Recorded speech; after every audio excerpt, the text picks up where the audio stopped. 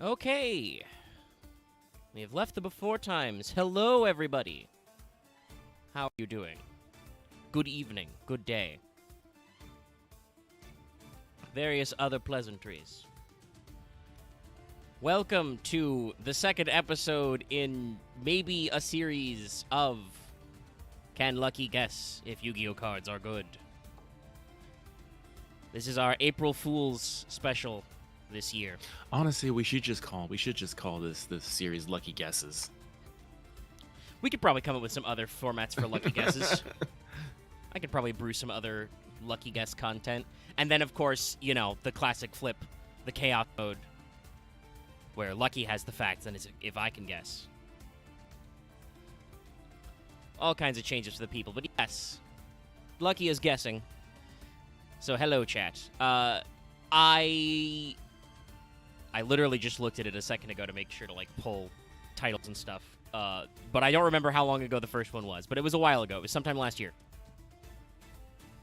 But I have collected another 25 Yu-Gi-Oh card names, some of which were suggested by you, the people. I believe I ran a post on Patreon. So some of you may remember some of these names. And I've run together 25 of them.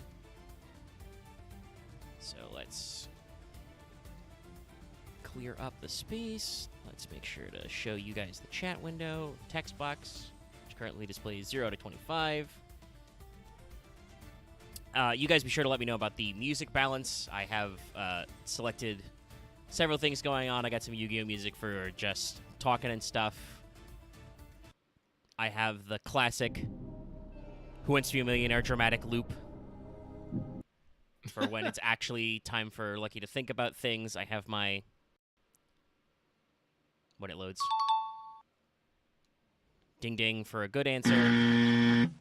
For a bad answer. Lucky can't hear those, obviously, so I will verbally say correct or incorrect, because he's just watching me pipe my paint window in Discord. Because, I mean, he's on the stream, so it would be very hard for him to hear me do the audio cues anyway. I would have to figure out some way to, like, pipe it out through, like, OBS or something without also piping my audio output, but yeah. So, the basic vibes of this, to remind everybody, including myself and Lucky, I've got a randomizer. I've got a list of 25 card names. It'll feed me a card name, so they're not in any particular order. Even I don't know what order they'll show up in. I will grab the card art. I will slap it on my screen. I will read it aloud as well. Lucky can ask me any questions he likes on the subject. I think the only thing I'm going to say that I won't specifically answer is, like, what year the card came out, so there's no hints there. I will say if a card is, like, older or newer, relatively speaking. The game has been around for, like, 25 years. But I figured that, like, saying specifically, this card's from 2020 might be a little too much of a giveaway. And the general vibe is, after I read the card, Lucky will have to tell me if he thinks this card is good or not. Now, I will, like I did last time, allow some wiggle room. There were cards where I will accept good as an answer in that they used to be good.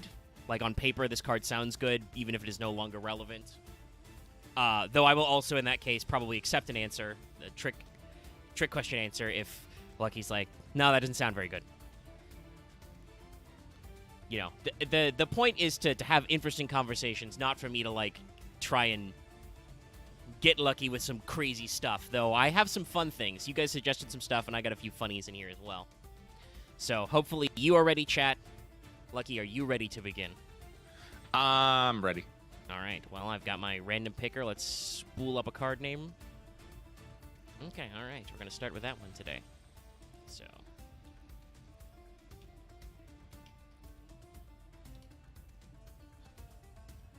me a second to pull up this card art on screen. And so, tonight, our first card will be Scrap Iron Scarecrow. Now, this is a normal trap card, so it's a trap card. It says, when an opponent's monster declares an attack, target the attacking monster, negate the attack. After that, set this card face down instead of sending it to the graveyard, meaning that this card resets itself after activating. Though, before we even get into questions. Cards that are set, so you place them face down, cannot be activated the same turn they are set, so you can still only activate this once per turn when it sets itself again. But it does recycle itself endlessly, so long as it can keep activating and setting itself.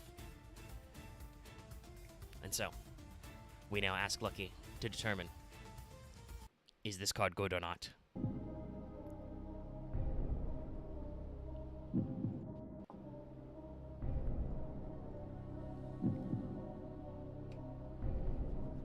I'm staring at it, and I feel like this is a trick.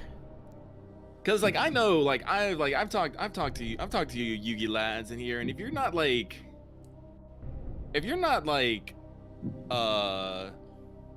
killing someone in like the first turn, apparently that's no good. You can't be going back and forth. You gotta kill them immediately. You gotta draw everything in the first fucking hand. So no, I'm gonna say this card is not good because it just doesn't. I don't see how this card necessarily plays into you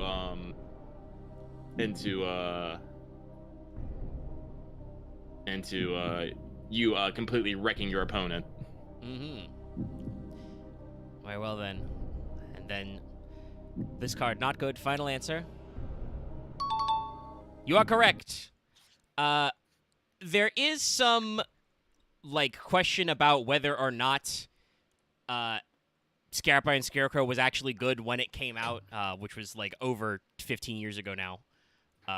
This card's from 2009, 2010-ish area. But no, this card is not good. Even back then, it was very situational. You know, it was mostly good because better battle tricks were banned. You kind of hit the nail on the head there. Scrap Iron Scarecrow just protects you from one attack per turn and resets itself. It is technically a +0, basically. You don't lose any cards, but you don't gain any cards, and it doesn't destroy any of your opponent's cards. So it just kind of keeps you in stasis, and there are a lot of cards that do that a lot better. This one was in the list, though, because, as Axe said in chat, not that I think Lucky should be looking at chat, because you guys you'll squeal. You're a bunch of squealers, chat. But Loth is a huge fan of this card because it's very funny to him, and when we have played Yu-Gi-Oh, he has absolutely tilted us with this card because it can be very annoying to get rid of. It's not actually good. It's just very funny, so it's a little bit of an in-joke. Yeah, that's Loth to a T. I do this because it's funny. That's Loth. Yeah. Alrighty, let us... So the score is 1 out of 25. Let's roll up another card. Yes, this will be another interesting one. All right.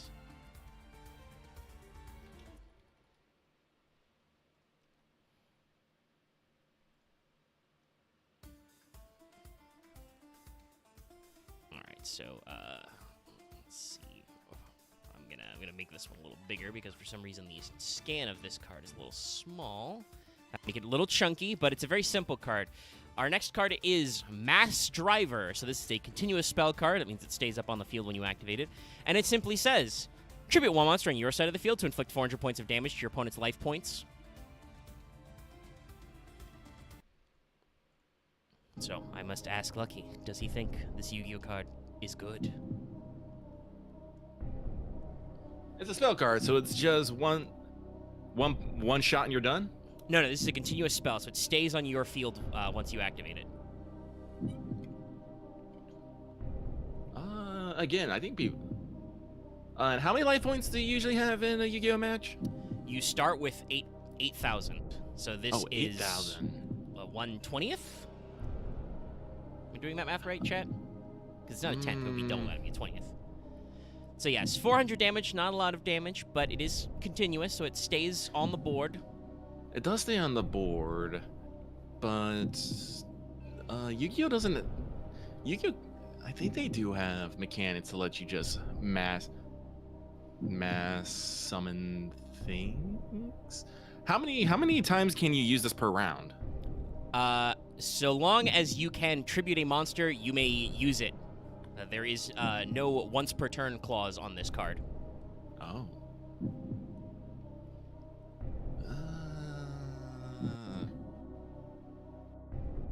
might have some niche use, but is it actually good overall?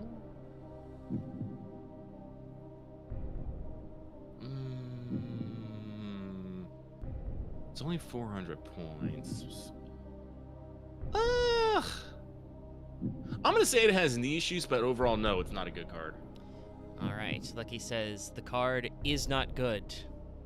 Final answer. The results? Lucky, you are incorrect. Mass Driver is banned. That's how good this card is. Oh. Technically, you can argue it is niche because Yu-Gi-Oh is a game that has over 10,000 cards in it, but there are multiple decks that can hypothetically summon monsters forever. Oh. They can just loop cards in their graveyard back or other effects and just keep going and reset themselves. There are several archetypes that do this. Now, normally, summoning monsters forever doesn't do anything because Mass Driver is banned. If Mass Driver was not banned, those multiple decks that could do that can perform what is called the FTK, the first turn kill, before your opponent even gets to go. So, like, this... Axe is trying to argue, if it's a niche win con... Mass Driver is banned because there were multiple decks that could pull this off. And most cards, in fact, that say they can do this are banned as well. There are a couple of other cards that can do this effect, though usually they are on monsters. Mass Driver is technically unsearchable, but most decks that also can loop monsters forever also get to draw lots of cards. So yes, Mass Driver is so good, it is banned. Well, I guess I was under the assumption that you couldn't do a summon monsters forever trick, so... No, there are unfortunately a couple of decks which, like I said, can loop. I believe the deck that got Mass Driver banned specifically was Frog FTK. Just decks of little froggy guys that had the ability to like bounce themselves back to hand, or send a guy from hand to grave to add him back, kind of a thing. Loop around. But also, Six Samurai is a deck that has a card which is still limited to this day, which lets them add a counter every time they summon a Six Samurai monster. And you can spend those counters to get additional summons, searches, and draws. Though that deck can also hypothetically summon guys forever because they keep getting counters and resources every time they summon, and they have cards to like loop guys back from graveyard and stuff. So, yeah, if Mass Driver was allowed at the same time as those guys, it would literally be a plus infinite deck. The funny part is that without a card like Mass Driver, going plus infinite in Yu-Gi-Oh doesn't do anything. You need to have a payoff. But all right. That was Mass Driver, so that is unfortunately no point for Lucky. I think I did take that out of the list. That's okay. It was a little bit of a trick question. I put a couple of funny ones in here. All right, so our next one is...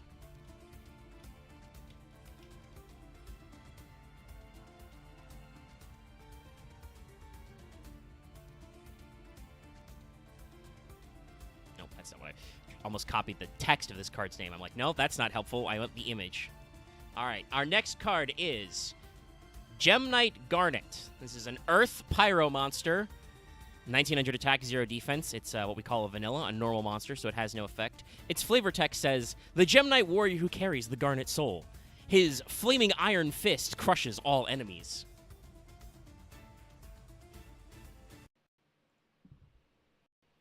And now we are here. Gem Knight Garnet. Is this card good? Are there other cards that have effects that proc off of Gem Knights and whatnot? Gem Knight is an entire archetype, yes. There is their whole series of cards. But this guy has no effect personally. He's a level 4 monster with 1900 attack and 0 defense.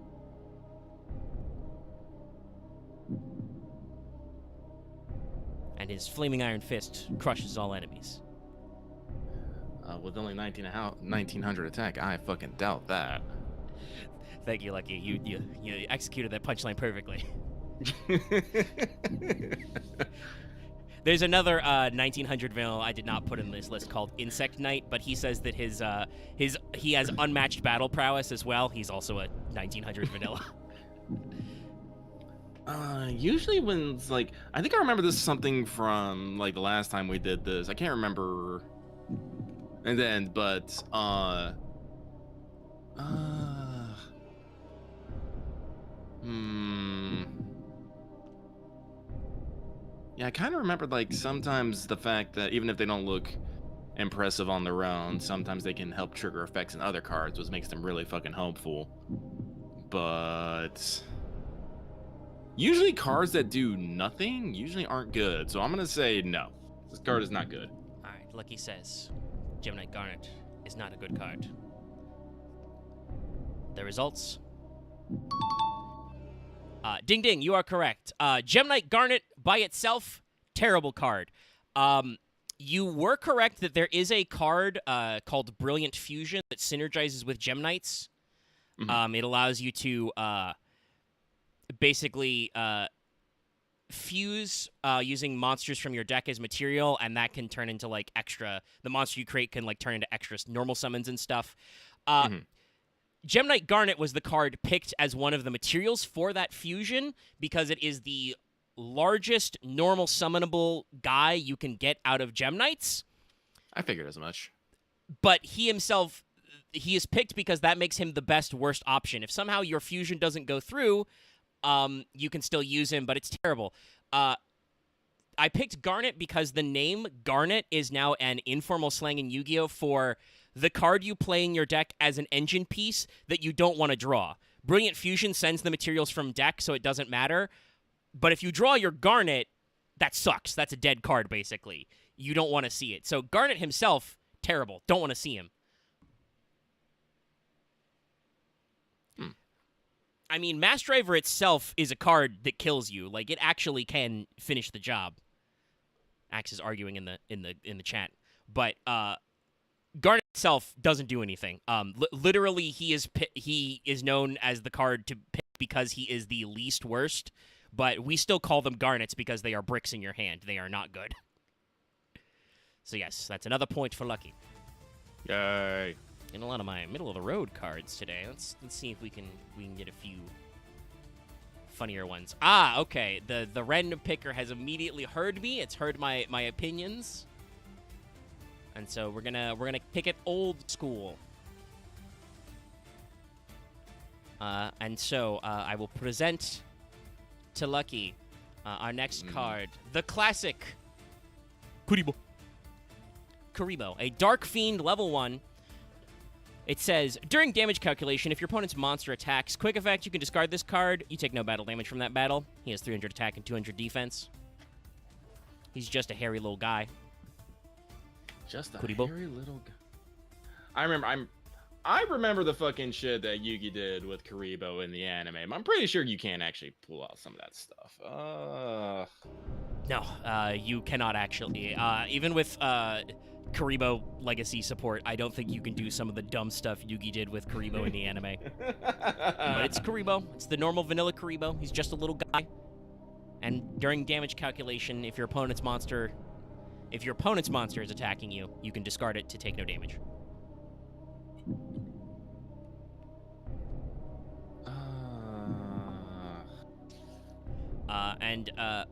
I won't say dates, but you can see this has MRD. So this printing is from Magic Ruler, which is like the third ever set of Yu-Gi-Oh! So he's very early. So early, in fact, they still called it Magic Ruler. They had to change the name legally to Spell Ruler later.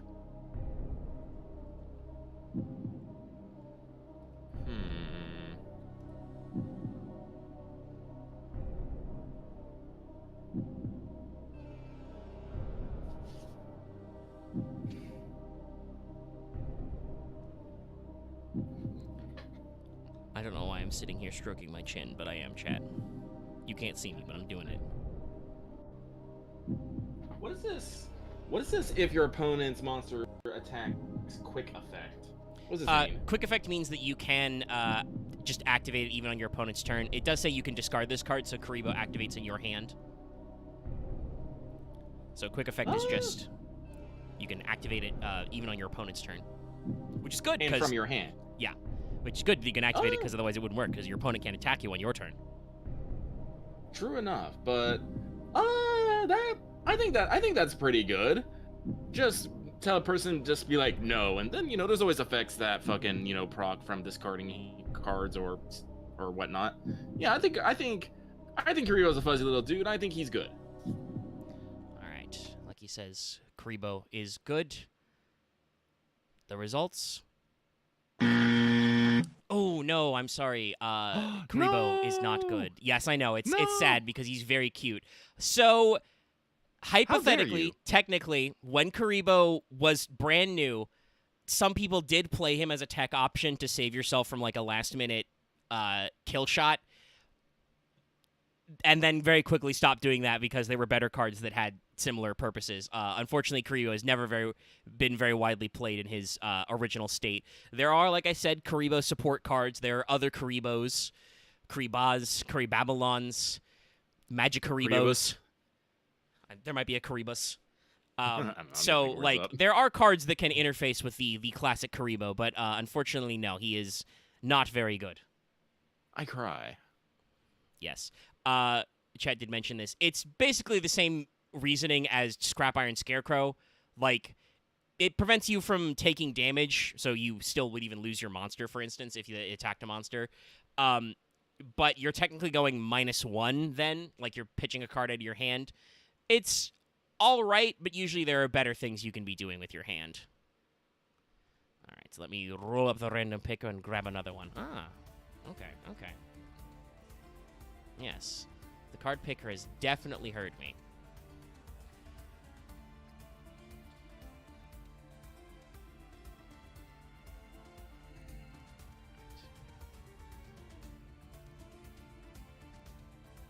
All right, chat, chat, I have to warn you. Those of you with fragile temperaments, look away. I'm about to jump scare you. Our next card is Senaruberia Mirror Force. Mirror Force, the classic. You've all seen it. Mirror Force is a normal trap card that says, when an opponent's monster declares an attack, destroy all your opponent's attack position monsters. And so, I ask Lucky if he thinks, is Mirror Force a good card? Isn't Mirror Force banned? Or don't you can't only have like so many in your deck? Mirror Force is not currently on the Forbidden and Limited list. Currently, you say? Yes. I offer no clarification past, present, or future. Well, I guess I did present already. And you can't predict the future. That's true. I could have. Maybe it was a different card that I always heard about people like raging over.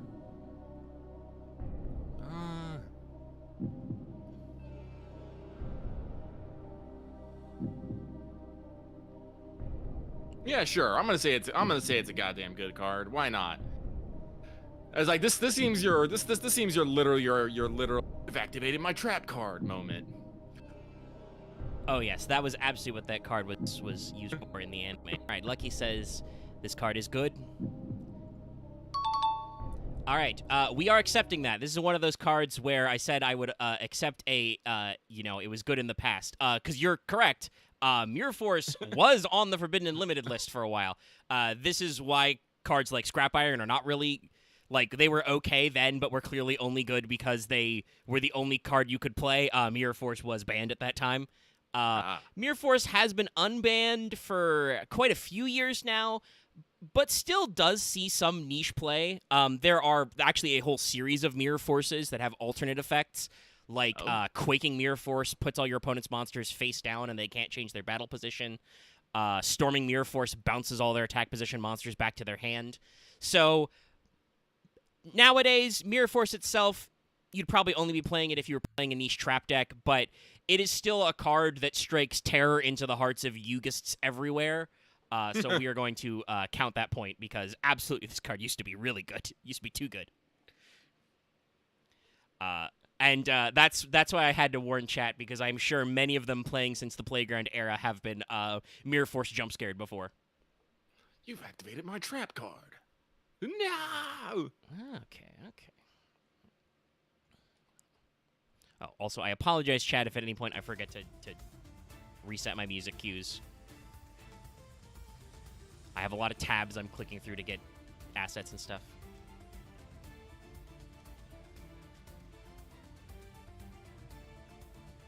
Did I, like, accidentally put a space in here or something?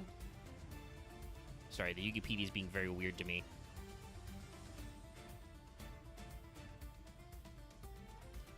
Ooh, excuse me.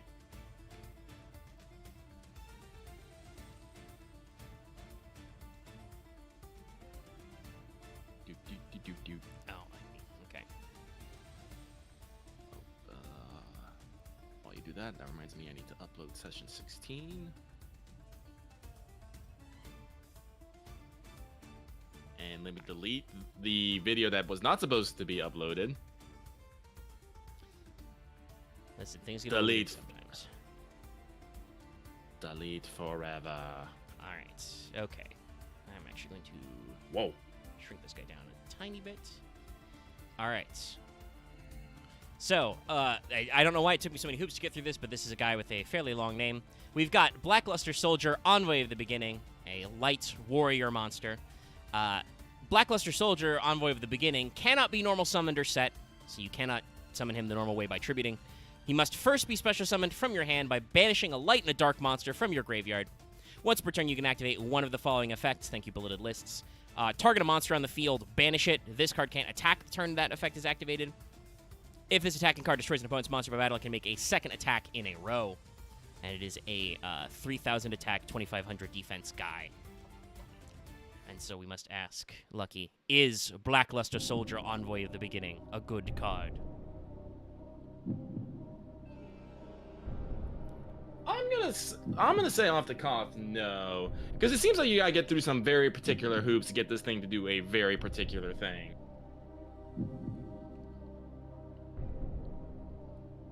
It's true, you do have to banish one light and one dark monster, but it could be any light or dark monster.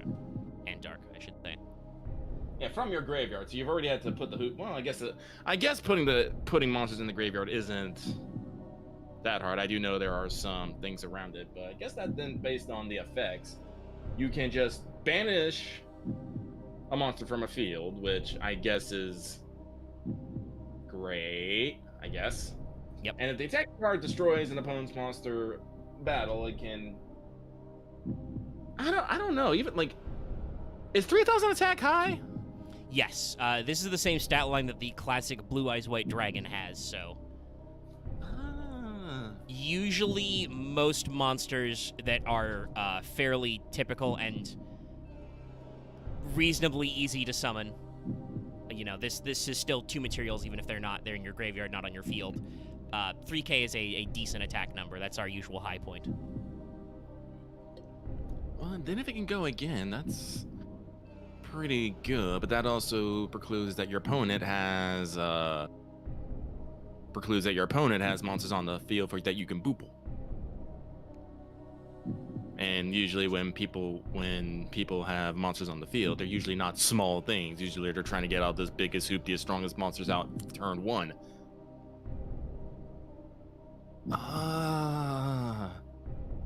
But there could be things. So let's go. Yeah, it's a good card. All right. I think it has some potential. It has some potential to slap. Is it a good To slap card? some fools. The answer is survey says yes. Okay. That's a point. This is another Mirror Force type situation. Nowadays, Blackluster Soldier, Envoy of the Beginning, not a super strong card. This guy was banned. And banned for a long time. He was one of the couple of cards, the other being Chaos Emperor Dragon, which I think we did last time because it's so famous. They were those 2 cards together were why the Forbidden List was added. You did not originally ban cards outright. They just limited how many copies you could play. These guys were so strong that they were banned. But Blackluster Soldier Envoy has been legal for, I want to say, like, almost, 10 years again, and only occasionally sees play. He is still kind of a spooky guy. I might have, I would have accepted he's not a good card, basically, because he's not used right now. But there is an argument I've heard from people that he was actually unbanned too early, and immediately became a menace. Like, so he's been in the, kind of like fading retirement era for a little bit, but he was good enough to be banned and to be the inaugural ban list, and he was still good like when he came back. It's only in the most recent formats that he's kind of faded, and even then, you might still see him. He's a weird guy. The primary thing is that that banish effect doesn't also say it destroys the monster. It just banishes it, which can get around some forms of protection. So that's still pretty decent. But yeah, no. The attacking multiple times is still a pretty decent way to clear out the board, because if your opponent has just one monster on the field left, he can attack, he can clear it, possibly doing damage, and then he can just direct attack, because it's not second attack on a monster. So that means that he can go for a 3k punch, which pretty painful. That's almost half your life in one go. So yes, Envoy, spicy boy. Oh, we did not restart that music. Let's scratch that off. All right, session 16 uploading. All right, nice. I'll have to remember that we've got 2 in the can and post them slightly faster than normal. All right. I'm pretty sure this was a suggestion from somebody in the audience originally, but let's throw this up there. Shard of Greed. Shard of the Greed. We pogging, aren't we? He's hypothetically, this could be reconstructed into a pog face. This is a continuous spell card that says each time you draw a card for your normal draw during your draw phase, place 1 greed counter on this card. You can send this card with 2 or more greed counters to the graveyard, draw 2 cards. And so, it's a fairly simple effect, but I will ask if you, Lucky, do you think Shard of Greed is good? Oh, my timing on the dramatic bump was really good there.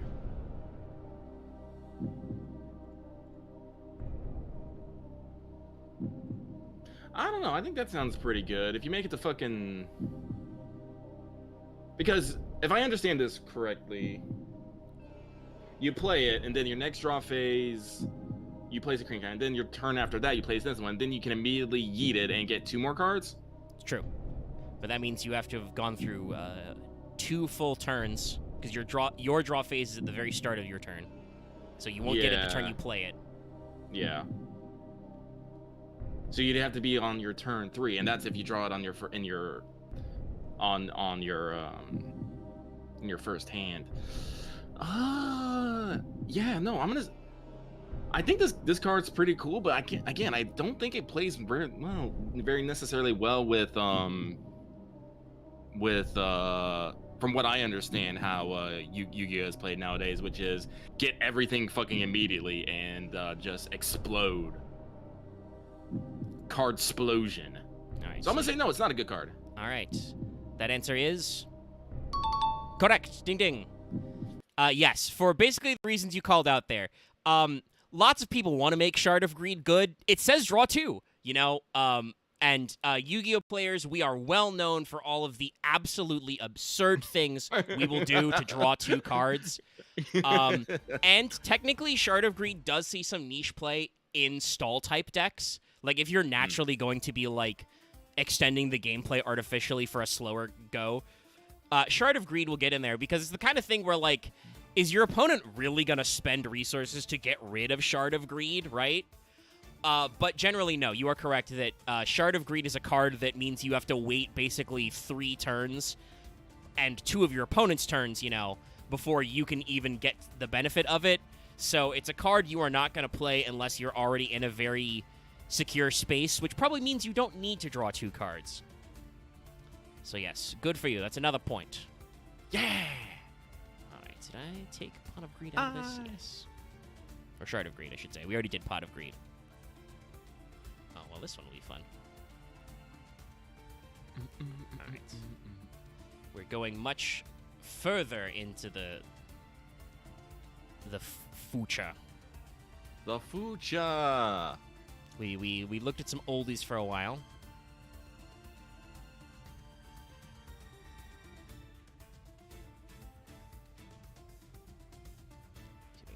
this to correctly pull. It's a little small. Sorry, Yugipedia often fights me with, yeah, I guess we'll do the normal one. I wanted to pull the alt art, but that's a slight pain in the butt. All right. The butt. Our next card is IP Masquerena.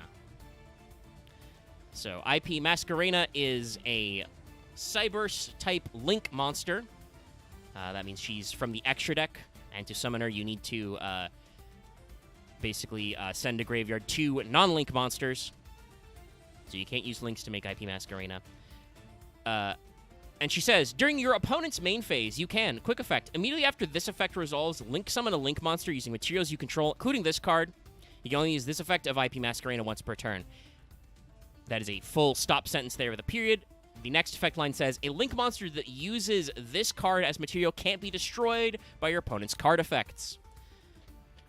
There's some words there, but this girl is cute, so I'm going to say she's good. Wow, I'm not even going to get a chance to scroll up my music. Lucky's just like, good card, good. You are correct, yes! Yes. IP Masquerena is good! She's very popular, also because she's cute, and she has a motorcycle. That's the card I was going to grab, but couldn't. Masquerena is good. There are a lot of words there, but primarily the main thing is, to explain why she's good, she lets you make a big Link guy on your opponent's turn, which means that any effects that process when they are summoned are done, and that card can't be destroyed by your opponent because of her other effect. Yeah, I was going to say that, but no, she's cute. Yeah. No, good on you. The waifu instinct has served you well. Yes. Masquerena is a good card. She sees loads and loads of play. Obviously, like, she's not a game ender on her own, but she's a great extender that means you can set up your plays even better. Woo. Right. So take that out of the list. Roll another card. Okay. All right.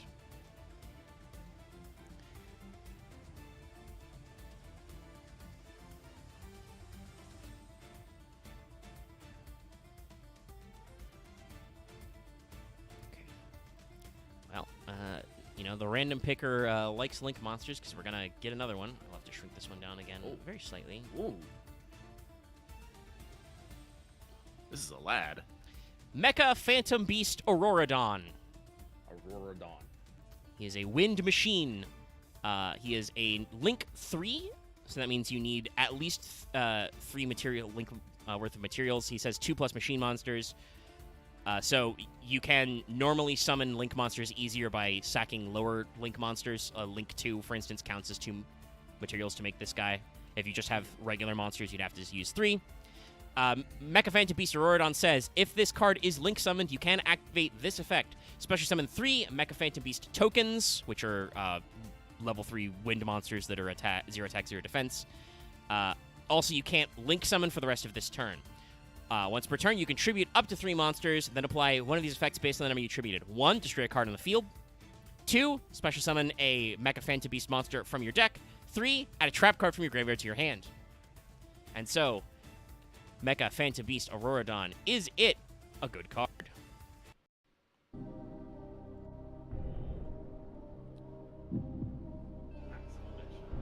Sorry, the words are a little hard for me to see, and I tried clicking on it thinking, and I forgot I'm looking at a fucking screen share. That did not do it.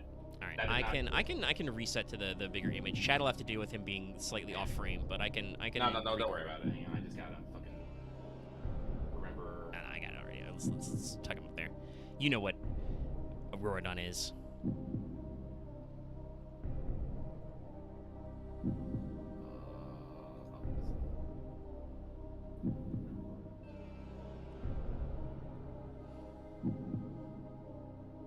There we go. Sorry, I was fixing my screen here. Okay, there we go. Link summon, activate this turn, 3. Pick beats tokens. You also cannot link summon for the rest of this turn. Tribute.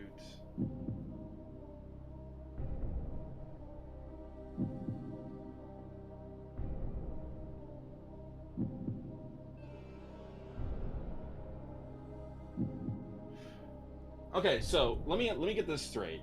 If you link summon it, you get those 3 Mecha Phantom Beast tokens, right? Yes. Does that mean that you can immediately just fucking tribute them and then activate one of the effects? Yes.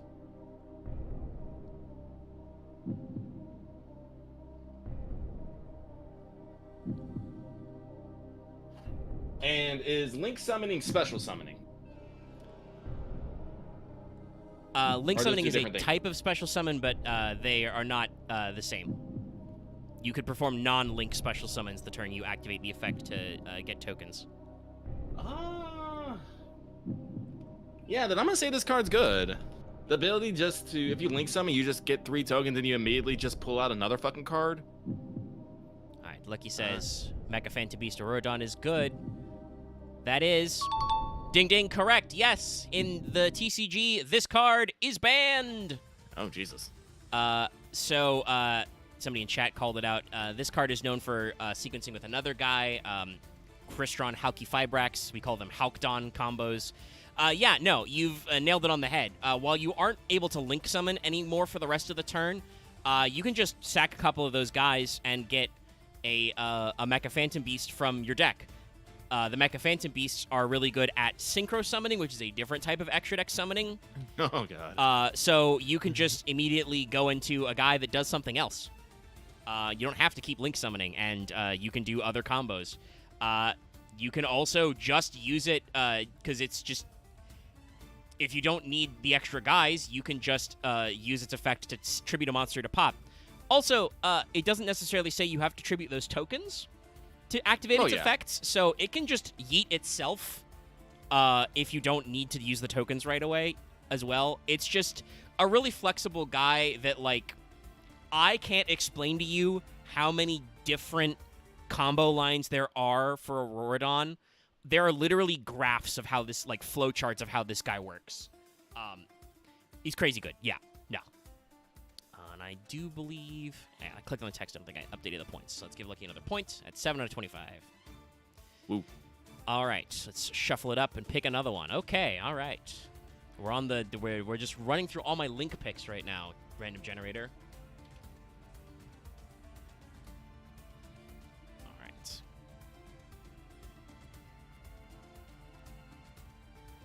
All right, so we shall now... Oops, sorry, clicking right into OBS. Our next card is Agave Dragon. This is an Earth Wyrm. Link 4 requires 2+ monsters except tokens, so tokens cannot be used for his Link summon. If this card is Link summoned, you can apply these in sequence depending on the types of monsters, so type is like worm, machine, etc. in the graveyards. Skip over any that do not apply. You only use this effect of Agave Dragon once per turn. So for each dragon in the graveyards, you can inflict 100 damage to your opponent. For each dinosaur in the graveyards, this card gains 200 attack. For each sea serpent in the graveyard, this card cards your opponent controls lose 300 attack, and you gain 400 LP for each worm in the graveyards. This is a 3k attacker, Link 4.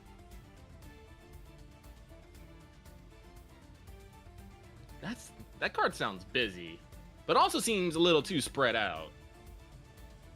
As like, I think it's cool that it has like effects for like 4 different types, but that requires, you know, having multiple types in your deck. And from what I understand, people generally don't want to do that.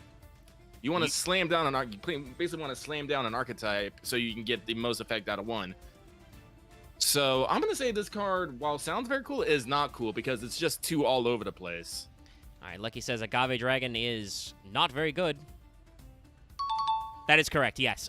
You've hit the nail on the head. So, this is a thing often in Yu-Gi-Oh! I don't know why it's called Agave Dragon, but this card is basically wordplay. In Japanese, all 4 of those types they mention involve the word for dragon. Dragon is Doragon. Dinosaur is like... I think the literal word for dinosaur is like Earth Dragon. Sea Serpent is like Water Dragon. The characters for which are written as worm are like Phantom Dragon, I think. So, like, it's a cute little wordplay card. Generally, you are not going to be running all 4 of those types in one deck to get very much out of this. Yeah. And it's just a kind of a guy who exists. I think he saw some niche play because he was one of the first, like, Link 4s that actually did something. But he's not very good now. No, I can see. I don't know. Like, yeah, even on the individual level, I don't think necessarily any of the effects are good enough to do it. Yeah, that's another thing. The numbers are really low. Like, oh, you can burn your opponent for 100 damage for each dragon in your graveyard. Well, if you were playing a deck that was focused on dragons and focused on link summoning, which is a meta deck called Dragon Link, because it's just all the good dragons that make good link monsters that are also dragons. I think your ratio is usually about 20 monsters, so if you literally put your entire monster lineup in your graveyard, you'd do about 2,000 damage. And there's no guarantee that your opponent's playing any fucking dragons. So, yeah, like, it's, same with, like, worms. Your deck ratios these days are usually, like, 20-ish monsters to, like, 10-ish spell traps, or, well, 10 and 10 each is the ratio. Obviously, traps kind of goes down a little because traps have to be very good to be relevant, so that can sometimes go as high as, like, 25 monsters, 10 spells, 5 traps. But even then, like, okay, cool, you gained, like, a couple life points. Yeah. It's a funny guy. He's a little busy. Like I said, he's cool. He's a sick card. Not very good. You'd have to go out of your way to build a deck that made it good, and you can do that easier. All right. I'm now going to pull up yet another card art that is going to give chat a visceral reaction, so I warn them. No, also, no, we did not increase the point count for that. Hold on. 8 points. All right. I'm now going to jump scare chat. Max? Have I heard of this one? Earth Insect level 2. During either player's turn, so this makes it inherently a quick effect, you can send this card from your hand to the graveyard. This turn, each time your opponent special summons a monsters, immediately draw 1 card. You may only use 1 Max C per turn.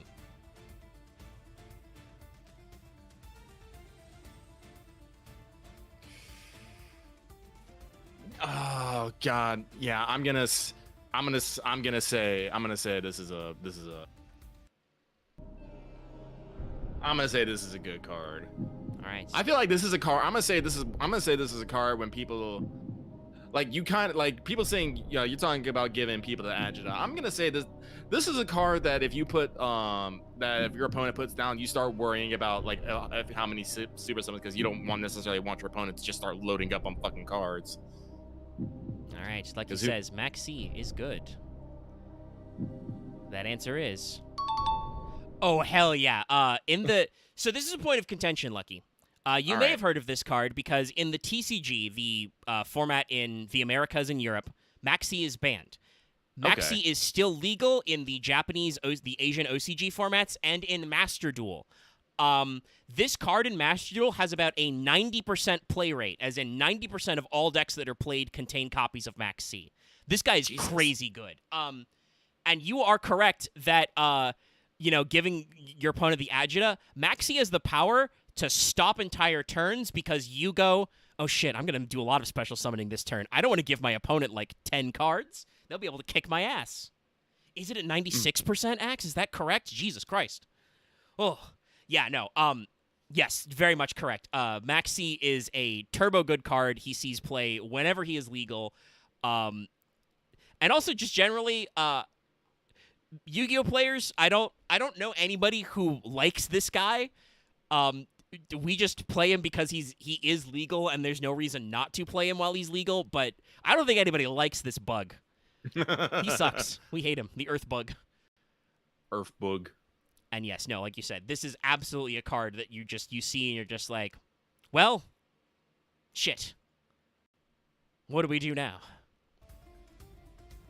All right, okay.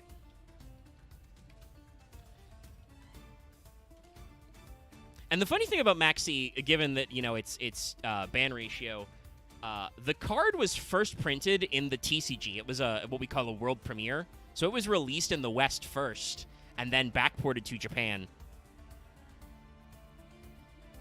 And, oh my god. Really? Sorry, it's just the Yugipedia has a god-awful scan for this. You can read the effect text, so I'll post it, but I don't know why the hell they picked this card as their image. It's... Oh, that's super tiny. Hold on. Let me make sure to get the non-tinified version. Stardust Dragon. This is a limited edition print, so it is super mega shiny. This is a level 8 Wind Dragon Synchro Monster. Its requirements are 1 tuner monster and 1 or more non-tuner monsters. So the way you synchro summon, to remind Lucky in the audience, is you need a tuner, and in this case 1 or more non-tuners that have levels that add up to 8 on your field. You may then summon Stardust Dragon from your extra deck. Stardust Dragon says, when a card or effect is activated that would destroy a card's on the field, quick effect, you contribute this card, negate the activation if you do destroy it, so you destroy whatever activated. During the end phase, if this effect was activated this turn and was not negated, you can special summon this card back from your graveyard. So, and it's got 2,500 attack and 2,000 defense. So we ask Lucky, is Stardust Dragon a good card?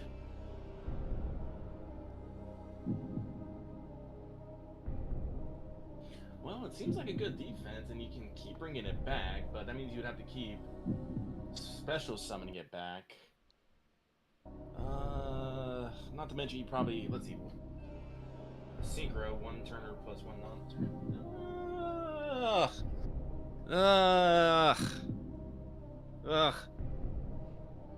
So I will say, because you wouldn't know, those materials are fairly generic. There are cards that will say, like, they need a literal specific named tuner or need, 1 earth tuner, stuff like that. So this is just any monsters that add up to 8 can make Stardust Dragon.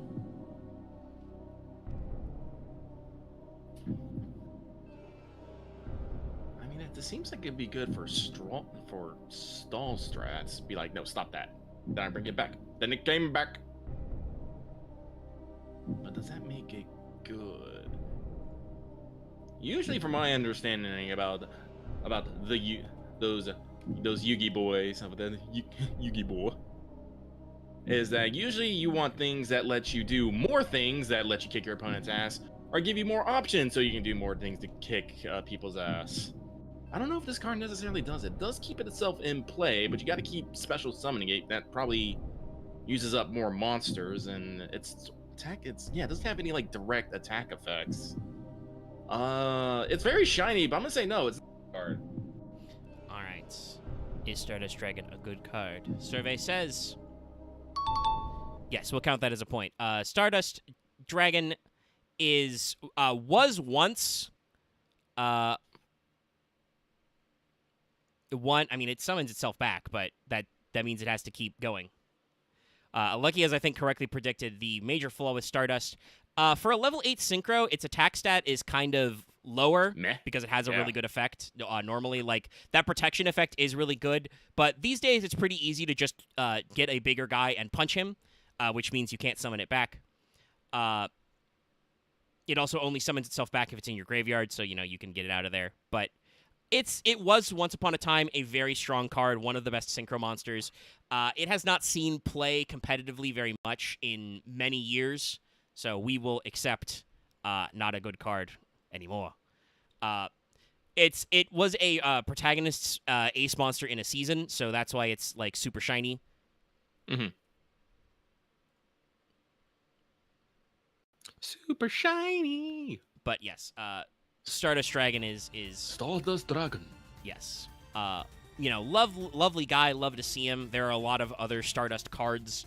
So you might see it built as like part of an engine that plays other stronger cards, but yeah, Stardust himself, no longer cream of the crop. Still very sick. Very, very cool guy. Okay. We are going back to the past again. Call me Samurai Jack.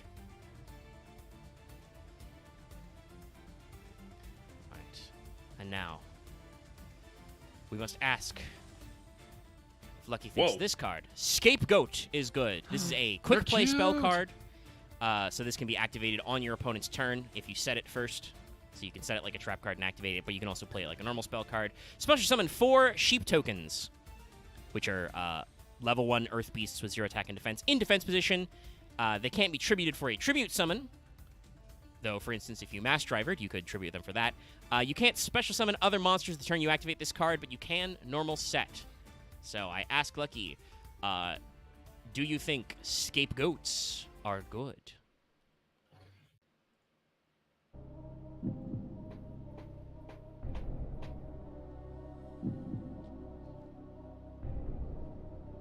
Cannot be attributed for attributes. You cannot summon other monsters which are active as a card. But you can normal set.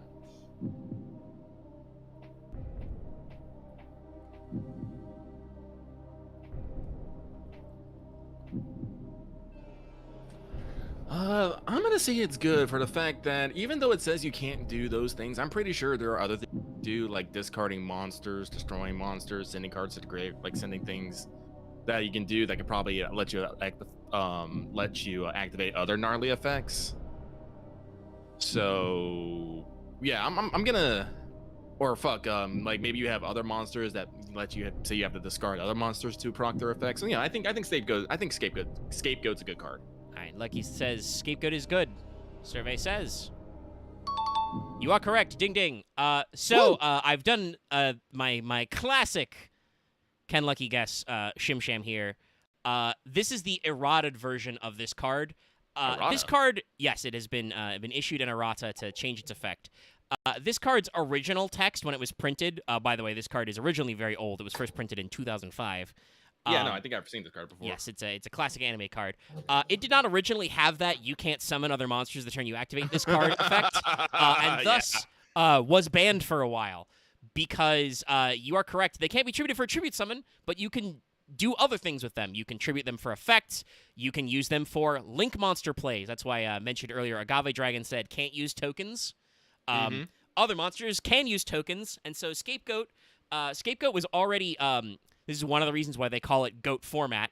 GOAT format is a classic legacy format in Yu-Gi-Oh!, which is very old, which involves the playing of the scapegoats, because in old school Yu-Gi-Oh!, it was a very good card to just snowball your opponent because it gave you 4 guys on board to just eat attacks, summons 4 dudes. And then in later formats, Scapegoat is good because it lets you summon 4 guys to eat attacks, and you didn't mention this out loud, but you may have remembered I said this is a quick play so you can activate it on your opponent's turn. It just says you can't summon monsters on the turn you activate this card. So if you activate this on your opponent's turn to chump block, once it gets back around to your turn, you're free. You're free and clear. You can summon as many times as you like. So some people would just set this and, even if your opponent doesn't attack, you just activate it in the end phase to get 4 guys for the next turn. Or if you have to activate it in battle to block some attacks, you still have some little guys left. And also, they're fucking adorable. I love scapegoats. They're cute. No. Yeah, they're one of the.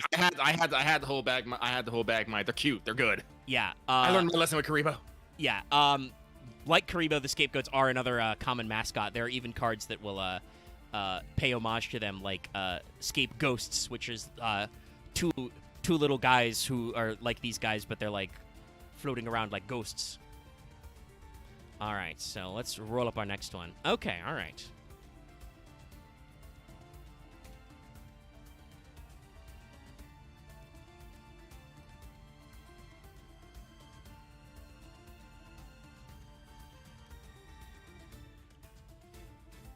Our next card is Masked Hero Dark Law.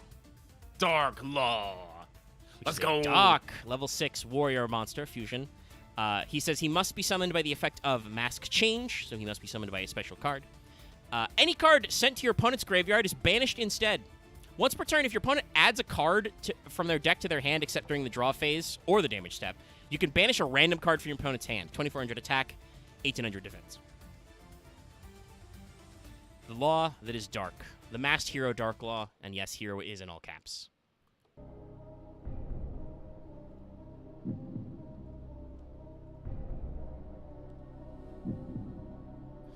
By the way, you are at 12 points already, so if you get this one correct, you will go over the halfway mark. Oh. Better than a coin flip.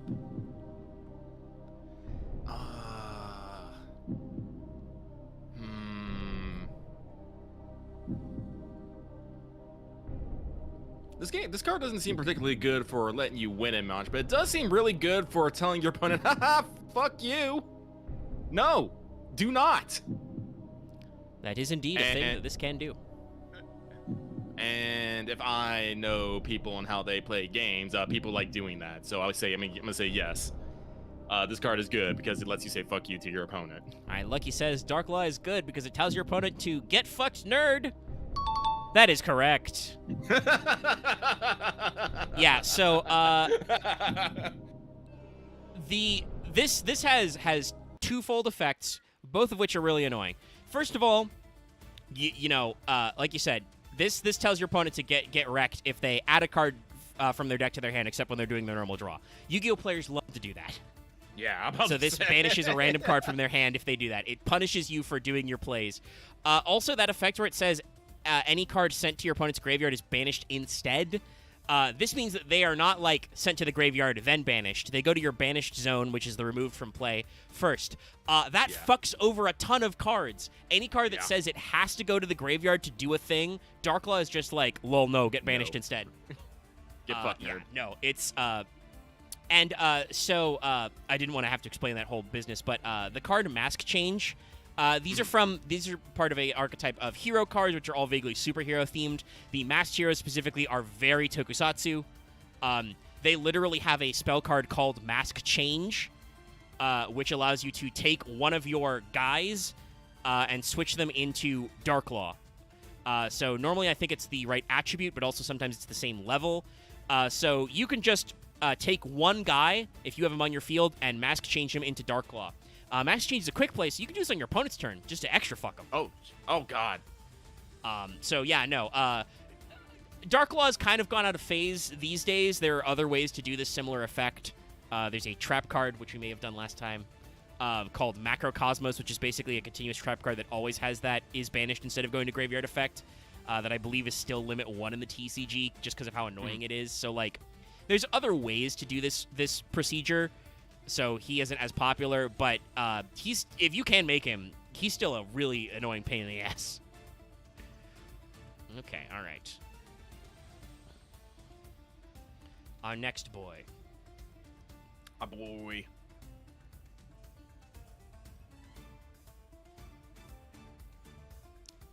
All right, this card is... his name will be a little hard to read, so you're just going to have to trust me because it's black text on a black background. This is Divine Arsenal AA Zeus Sky Thunder. He is a light level 12 machine Xyz monster. Normally he requires 2 level 12 monsters to overlay. The way that works is you literally stack the 2 monsters on top and put this card over them. But he also says, once per turn, if an Xyz monster battled this turn, you can also Xyz summon Divine Arsenal AA Zeus Sky Thunder by using 1 Xyz monster you control as material. Transfer its materials to this card. Quick effect, you can detach 2 materials from this card. Send all other cards on the field to the graveyard. Once per turn, if another card you control is destroyed by battle or an opponent's card effect, you can attach 1 card from your hand, deck, or extra deck to this card as material, and he is 3K, 3K. Is the Big Zeus a good card? Honestly, I don't care what the meta says. It's a good card. I love this card. This card's fucking sick. Check this bro out. Fucking, he's in space. He's giant mecha. Got wings. He's firing thrusters. The card's black. I love this. I love this card. This card's good. Survey says, yes, ding ding. Divine Arsenal Zeus is a good card. Yeah, no. This guy is a huge deal. I don't know if he's like limited or anything right now, but he's seen some questioning. So now normally 2 level 12 monsters, kind of a pain in the butt to do. But it just says once per turn you can overlay him over any Xyz monster if an Xyz monster battles. So you can do your battle phase, go to main phase 2, and just be like Zeus. And it's a quick effect that he can detach 2 and just blow up the entire board. Fuck him. And he gets to recycle materials sometimes. Yeah, this guy is like absolutely a strategy because he is a large boy. He gets to reactively just nuke the whole field with his fucking space lightning lasers. And so yes, Zeus is a menace. And also so bold that this was actually this is one of the shorts in the little animation special Konami just did this year. There's a like little I think it might be less than a minute, but there's a short animation segment on this guy and his rival, which is let me actually get his full name because it's much like Divine Arsenal AA Zeus Sky Thunder. His full name is anime as fuck. Anime as fuck. but it's the what is? Let's see. Yes, Super Star Slayer Typhon Sky Crisis. So it's I Typhon. love it. Yeah, no. We have fun in Yu-Gi-Oh! Sometimes. Sometimes we're allowed to have fun. All right. No, whoop. Sorry, we did not correctly remove Shard of Greed, so we just spun that one again. Okay, all right. New card.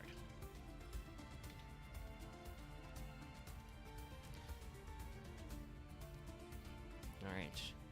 We have another Link monster. Let's go. And Chad, I'm going to need you to be cool because it's Underworld Goddess of the Closed World. She is a light Link 5 fiend. She requires 4+ effect monsters. And she says that you can use one monster your opponent controls as Link material to summon this card. If this card is Link summoned, negate the effects of all face-up monsters your opponent currently controls. This Link summon card's unaffected by your opponent's activated effects unless they target. So any card effect that doesn't say it targets doesn't do jack shit. Once per turn, when your opponent activates a card or effect that special summons a monster from the graveyard, quick effect, you can negate that activation. And she has 3,000 attack. So we must ask Lucky, is Underworld Goddess of the Closed World a good card?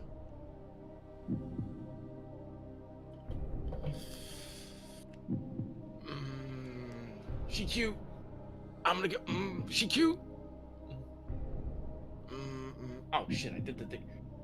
I did the thing where I can't zoom out on my fucking stream. Yeah. Hang on 1 second. This card is a little weirdy. Yeah, I was trying to read it better. You can also tell that she's a secret rare because she's got the parallel lines of shininess, but I could fill an entire stream with high rarity cards that were bad. So that's not necessarily an indicator. Just that somebody at Konami of America thought this card should be very shiny. They thought right. Look at this. Oh, I hit the wrong button there. There we go, full screen. Hang on, I gotta get up on my monitor here. Hang on.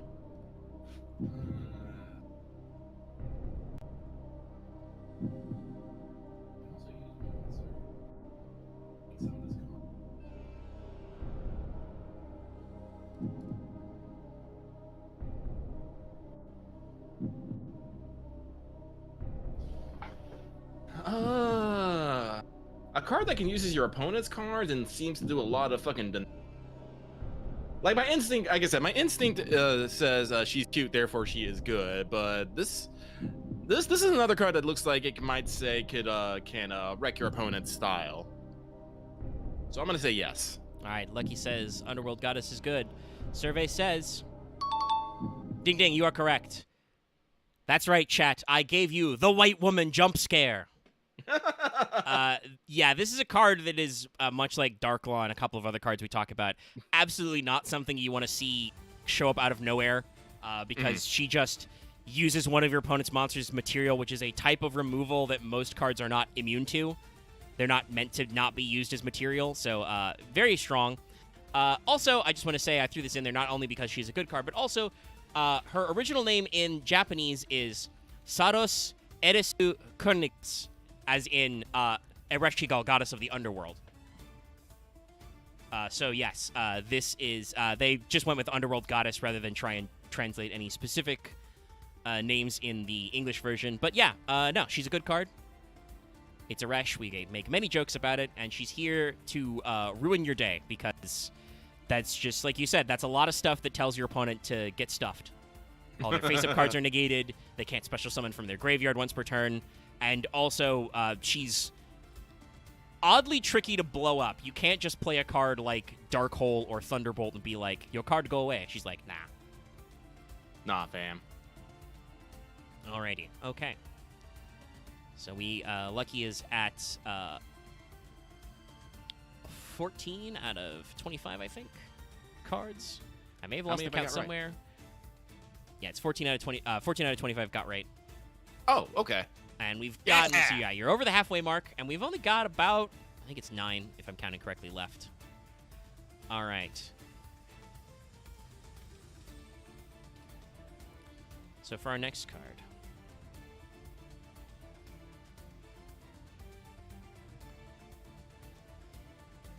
Cup of Ace. This is a normal spell card that says, toss a coin and apply this effect. Heads, you draw 2 cards. Tails, your opponent draws 2 cards.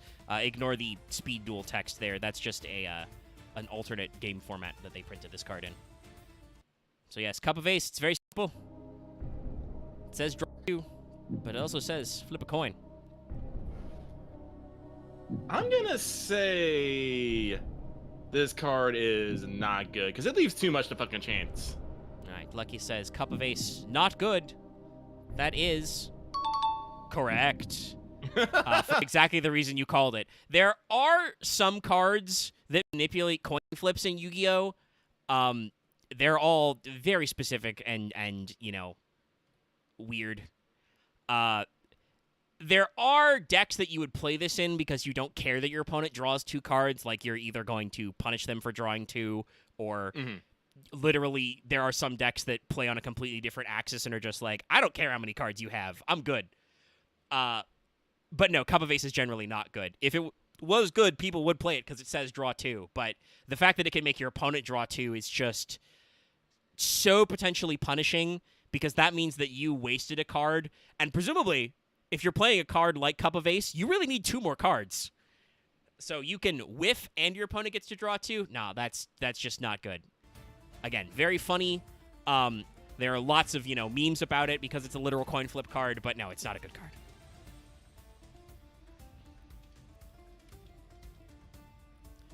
All right, and now we shall pull forth another funny little guy. And I am going to size this up a little, which will make the text a little crunched, but it is small. So this is Chicken Game. This is a field spell. So field spells apply their effect continuously to the whole board, and you have a special zone that can contain them, so you're not wasting any space by playing it. You can only have 1 active field spell per time. So Chicken Game says, the player with the lowest life points takes no damage, period. Once per turn during the main phase, the turn player, so the player whose turn it is, can pay 1,000 life points and activate one of these following effects. Draw a card, destroy this card, your opponent gains 1,000 life points. Neither player can activate cards or effects in response to this activation. When the game is chicken. Thank you, chat. So, Lucky, is Chicken Game a good card?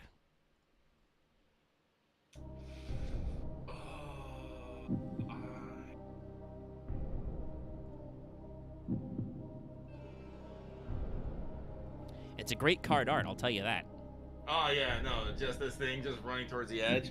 So can you affect only? Can you do these? Can you do these effects only like once, or can you just once if you per have turn? The player whose turn it is may pay 1,000 life points to activate one of those effects. Okay. When it becomes your turn again, you could pay another 1,000 and do a different effect, or the same effect. And if you have lower nets, you can. You suffer no damage no matter what if you have the lower life points. Oh man, I want to.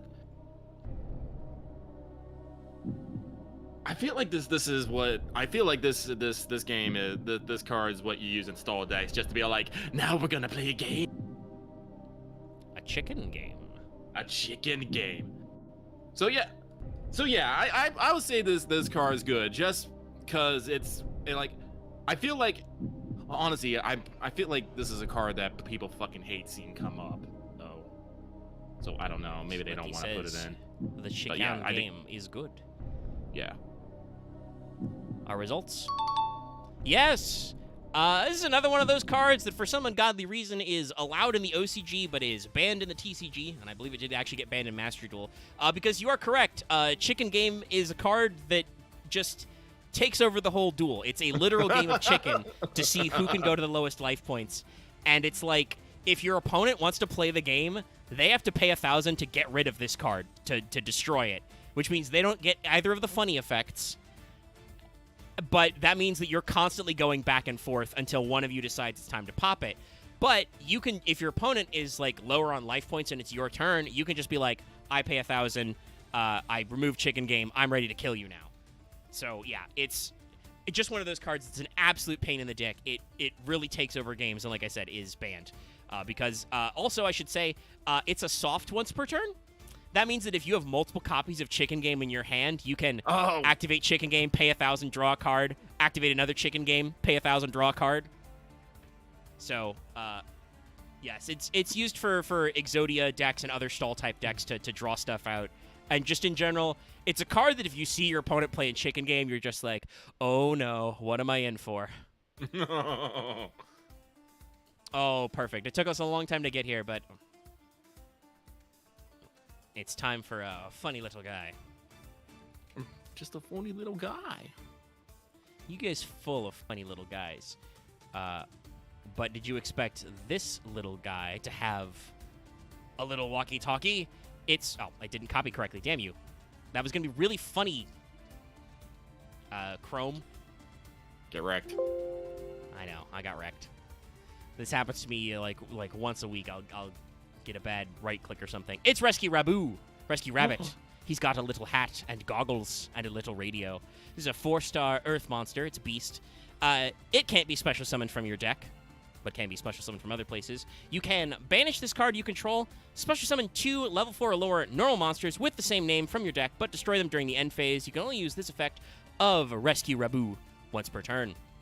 Is the Rescue Rabbit a good card? Considering people keep calling me Rescue Rabbit, I'm going to say it's a good card. Also, cards that let you summon more little dudes, that let you do more things is usually, I consider good, so I'm going to say yes. All right, Lucky says Rescue Rabu, good card. You are correct. Yeah. Obviously, like, its actual play rate depends on what decks you have that can make use of this, because it does say 2 normal monsters, so they're not effect monsters. But it gets you 2 guys out of your deck that you are free to use for Xyz plays. Like I said, that's where you overlay 2 cards at the same level. You know, you can use them for link summoning. It takes 1 guy and turns them into 2 guys, and that's just good math.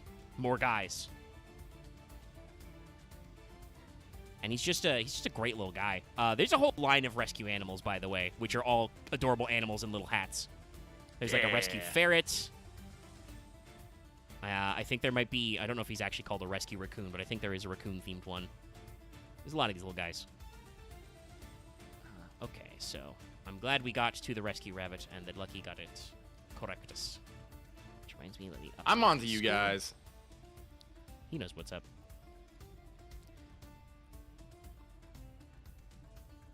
All right.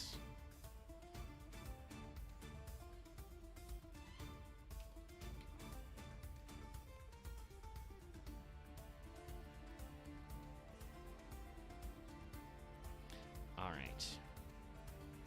For our next one. Sorry, I give a side eye to chat to let them know there'll be an inside joke here. But it's time.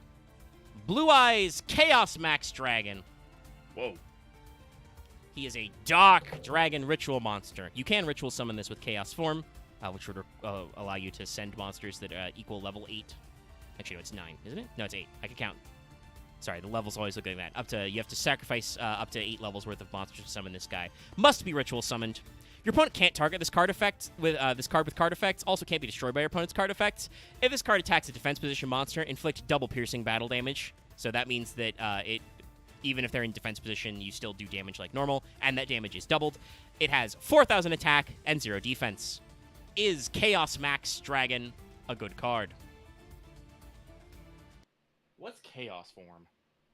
That is so ritual monsters require a ritual spell card to summon them usually. So Chaos form is a ritual card that just says it can be used to summon this guy. I could pull that up too. It's not breaking anything to show it.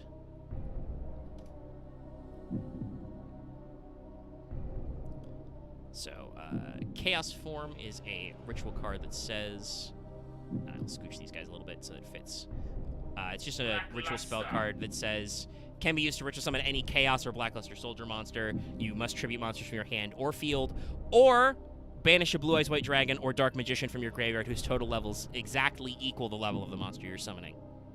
Blue Eyes White Dragon, by the way, is a level 8, so if you had Chaos form, you could banish 1 single Blue Eyes from your graveyard to summon Chaos Max.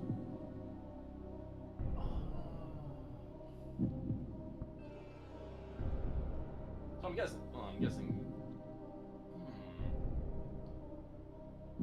It seems very direct. Also hard to destroy. He's a little tough.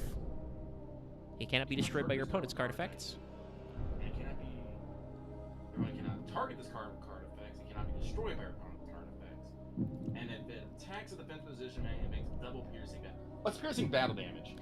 So normally in Yu-Gi-Oh, when you attack a defense position monster, you don't deal damage to your opponent. If a monster has piercing, that means that it does do damage equal to the difference between their defense stat and your attack stat. So and in double case piercing damage means that whatever damage overlaps doubled? Yes. Oh. And it doesn't have big hoopty stats. It does have but it also has 4,000 zero attack. defense.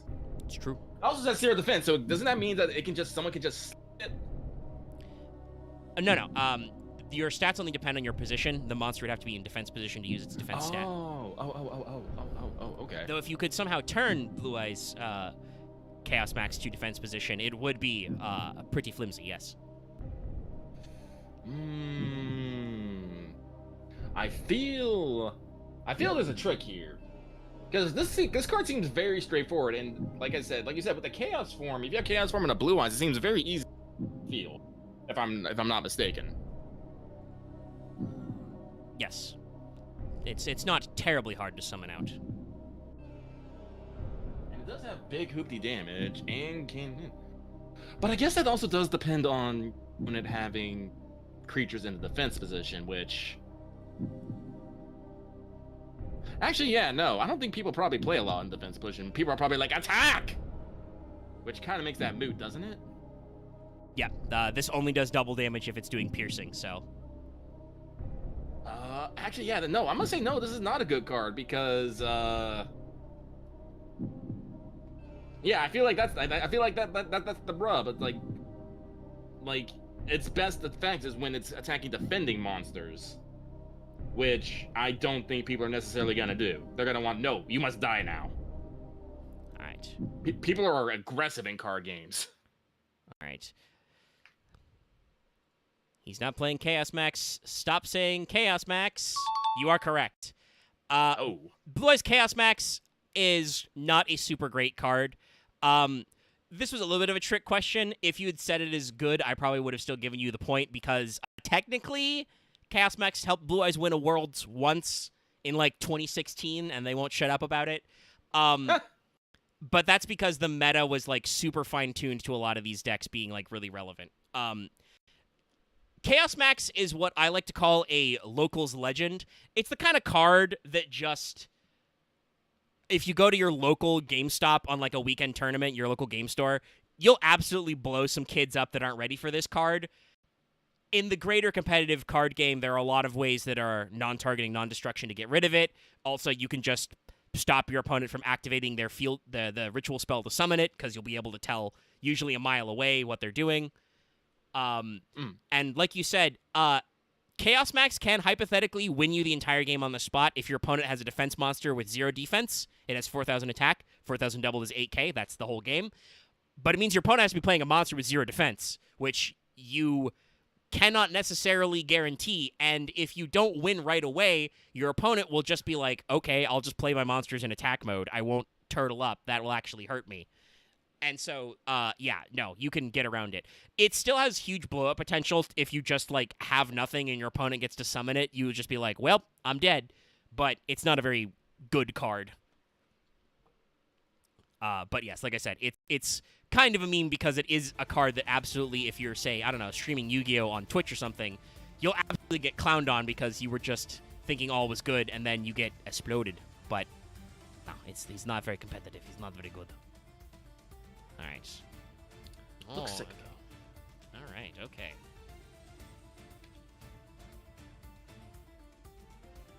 This will be another fun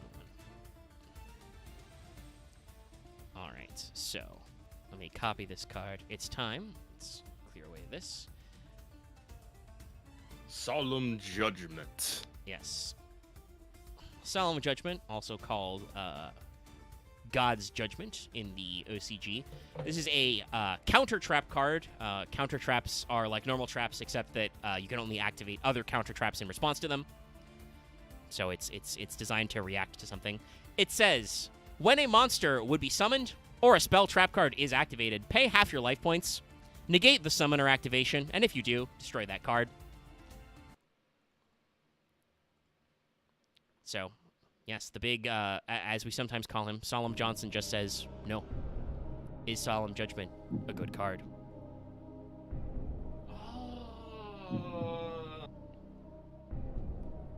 So, question: when it says would be summoned, does that count for all summoning or just normal? All summoning. It just says when a monster would be summoned, you are just like, no. I'm gonna say yes.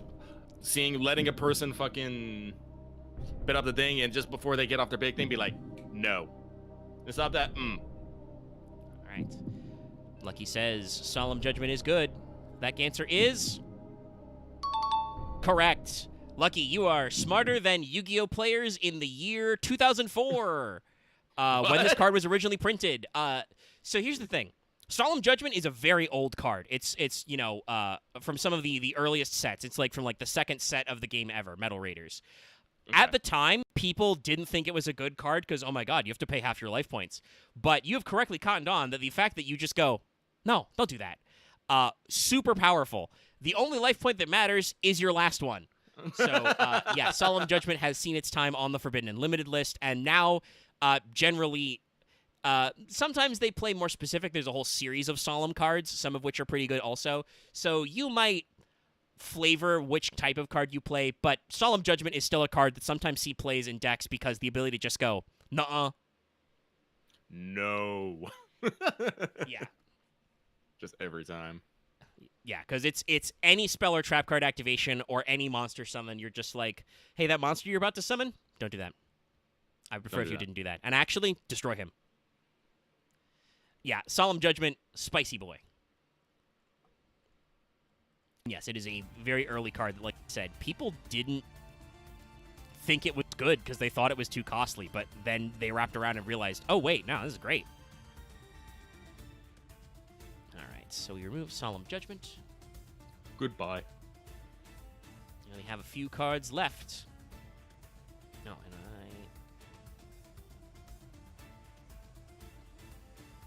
don't think I updated the count for that one. All right, so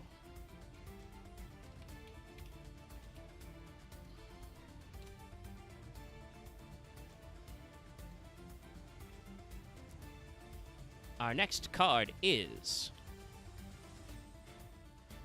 Witch of the Black Forest. Oh. He's a dark level 4 spellcaster.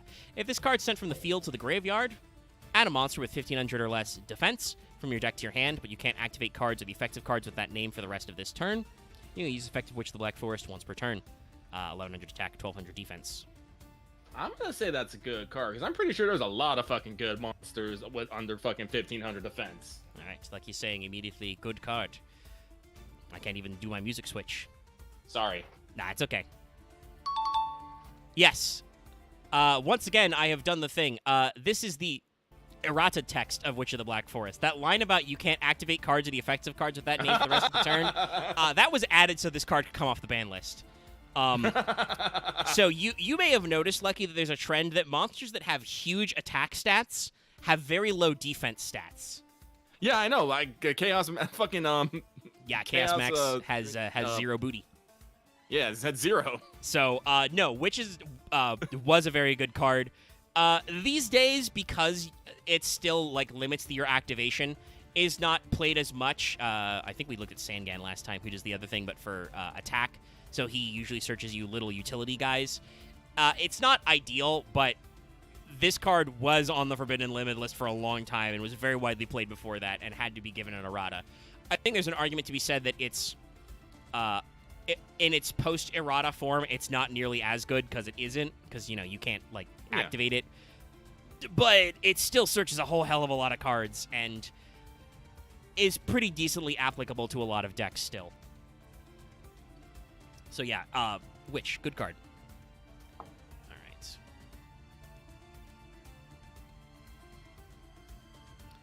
Okay, and we remove her from the list. And with that, we only have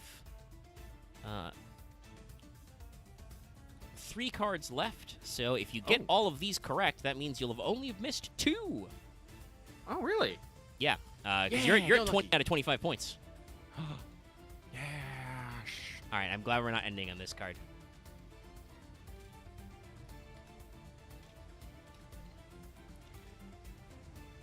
All right. Our next card is the perfectly ultimate Great Moth. An Earth insect, level 8. Can't be normal summoned or set. Must first be special summoned from your hand by tributing 1 Petite Moth the 6th turn after, or 6th turn or later after it was equipped with a Cocoon of Evolution. It has 3,500 attack and 3,000 defense. Is the perfectly ultimate Great Moth a good card? I have a question. Is there any way to bypass that 6th turn bullshit? There are some cards that say summon without their summoning restrictions, yes, but, No, this is not a good card. It has no other effects besides this bullshit to summon it with 3,500 and 3,000 defense. No. No, this is not a good card. Lucky, you are correct. Perfectly Ultimate Great Moth is not a good card. I mean, so, as a joke, I would have accepted is good because in Speed Duel, the little sub-format you see there, that's based on the Duel Links mobile game. That has what they call skill cards. Basically, they give you an extra card that gives you a special duelist skill, so you can do some anime bullshit. That's cool. There are entire decks that revolve around cheating out this asshole. But Speed Duel also is, like, smaller deck size. It's, like, 20 to 30 cards, so, like, half the deck limit. It's played at 4,000 life points. So, this is a lot more impressive there. You are absolutely correct. This card is terrible. All it is just a big bungus. It's just a big bug. It doesn't do anything. And until they added those ways to cheat it out, which was way later, by the way, that was, like, 5 to 10 years later, they were like, shit, we gotta make this easier.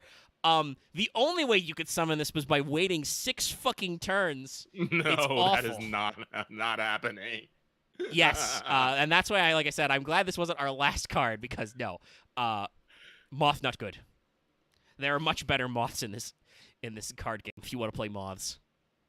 Moths. All right, so let's take him out. It's gonna be very interesting. I like the 2 cards we've got left, so let's see. Okay, so, the next card we're going to end on...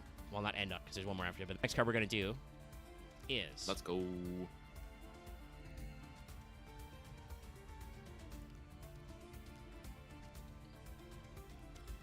This card is... Gasp. That's a little big, but it's Snake Rain! Discard 1 card, send 4 reptile monsters from your deck to the graveyard. That's it. That's the text. Send tweet. I mean, that's pretty simple, but I think we've talked about things about cards that play things from graveyards and whatnot. And the ability to send them straight from your deck to your graveyard, I think, is pretty good. That means you don't have to go through the bullshit of, like, getting them into your hand. No, I'm going to say that's a good card. All right. Lucky says Snake Rain. Good card. That is... Sorry, my sound effect had to load. Correct! Okay. Yes, no, you're absolutely right. Snake Rain is a card that, because it says discard 1 card, puts 5 cards in your graveyard. Yeah. So, no, it's really good. The only reason why this card hasn't seen meta play is because, I shit you not, there is not a deck that plays 4 good reptile monsters to win the game yet. But someday, it'll happen, and this card will be turbo busted. Even in those decks that are not, like, quite good enough to be meta, but are still, you know, modern and playable, this is a staple. This is a great card for those decks. And who knows, you know, we might actually be seeing some action. I did see for the people at home, I did see an Ogdoadic Evil list that apparently topped, which is based on reptiles. So, yeah, no, Snake Rain, it's a good card. It just doesn't have a home yet. This is an unfortunate thing that happens with Yu-Gi-Oh cards sometimes. Konami will print a card that you're like, okay, this card's good. I just don't know where it goes yet. And sometimes we play the waiting game. All right. And that means that our final card be a very interesting one, chat. Remember, this has been randomly determined, so I did not orchestrate this. But our final card will be, and I think this was another chat suggestion, Yugioh. Yugioh. That's the name. Whoa. Yugioh. Dark Whoa. Fiend. She's like level 10. Yeah, level 10 Fiend. 0 attack, 0 defense. Can't be destroyed by battle. You take no battle damage from battles involving this card. Before damage calculation, if this face-up attack position card is targeted for an attack, inflict damage to your opponent equal to that attacking monster's attack. Once returned during your end phase, tribute one other monster or destroy this card. If this card is destroyed, except by its own effect, its owner can special summon one Yugioh Terror Incarnate from their hand, deck, or graveyard. Okay, that's a lot of words there, and I'm not sure. I'm pretty sure I followed them up, but that sounds pretty fucking sick. That sounds hella fucking cool. That's like final boss energy, and then secret final boss energy. I love that. I'm gonna say it's a good card. Hey, so before I announce the final tally there, by the way, you did hit that on the head. Yugioh is actually themselves. Because you can see that they've got kind of a weird, like, tarot card hermaphrodite thing going on. Androgynous. Yugioh is actually the boss of a season of Yu-Gi-Oh! GX. They are the final villain of a season. And this is them as a card. So, yeah, no. Hella! Pretty good call. So, when I wrote this list, I would have technically said that you were wrong. Yugioh is not good. But, fun fact, since the time I wrote this list, YouTube's really, there it is. Sorry, YouTube took a long time to play my sound clip. But since I wrote this list, Yugioh has started to get legacy support. They are actually introducing new cards to make Yugioh decks better. And so, you still play the normal vanilla Yugioh in those decks, and absolutely, Yugioh will be a really good deck very shortly. So, I'm inclined to give you the point. Like I said, I intended this to be not a great card. It's okay. Yugioh decks were good. And certainly, like I said, there was legacy support. But Yugioh is definitely going to be meta this year. Oh. Yugioh looks sick. I love it. Yeah. I want the card. No, Yugioh's pretty cool. Also, spoilers, because I don't think Lucky's ever going to watch all of Yu-Gi-Oh! GX. That season ends with the protagonist, Jaden Yuki, playing the card Super Polymerization to fuse himself with Yubel. What?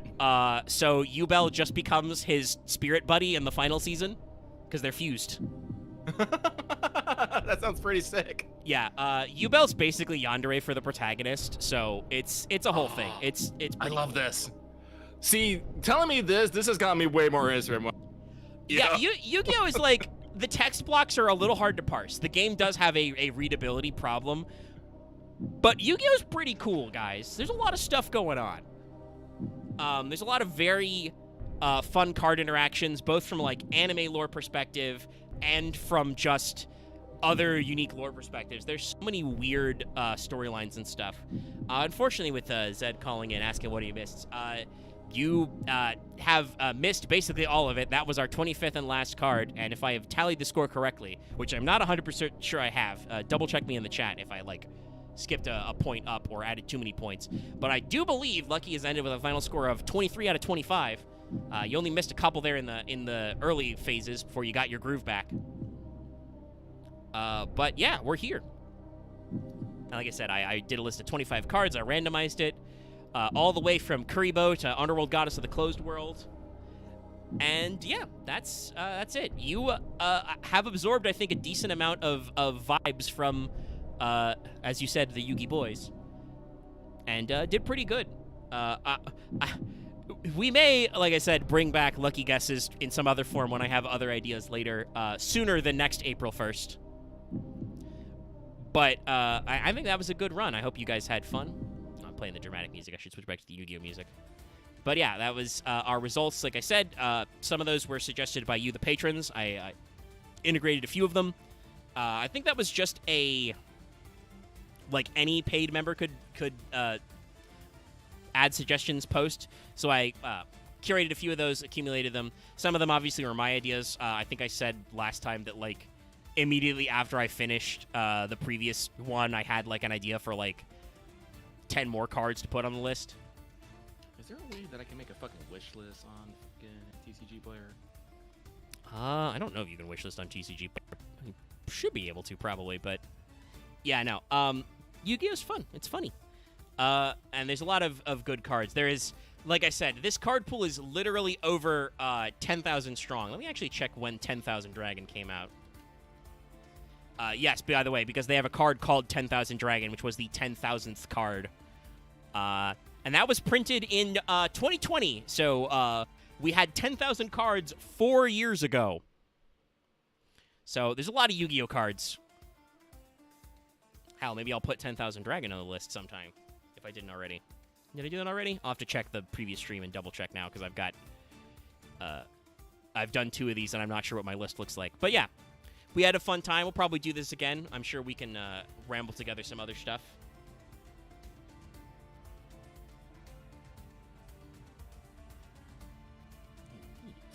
Sorry, I'm just going through TCG Player Yeah. right now, looking at all these Yubel cards, and I was like, oh. Well, this is like I should tell you about Pearly, which is an Xyz deck that is about summoning fluffy little guys. Fluffy little guys. You play spell cards, which are Pearly's memories. So you've got Pearly Happy Memory and Pearly Delicious Memory, which let you upgrade into higher level Pearlies. Basically, imagine if Evolutions were a Yu-Gi-Oh card. That's basically what it's like. Just it's an adorable little mascot guy, and he becomes differently themed adorable little mascot guys. I don't know if it's definitely not the top contender in the meta right now, but also it was a pretty good deck for a while. Oh, the Melfies are also just... I don't know if I showed Melfi Rabby, but they're just a bunch of adorable little woodland animals. That's the thing I like about Yu-Gi-Oh! If I may get on my soapbox a little for a second, I have your attention, chat.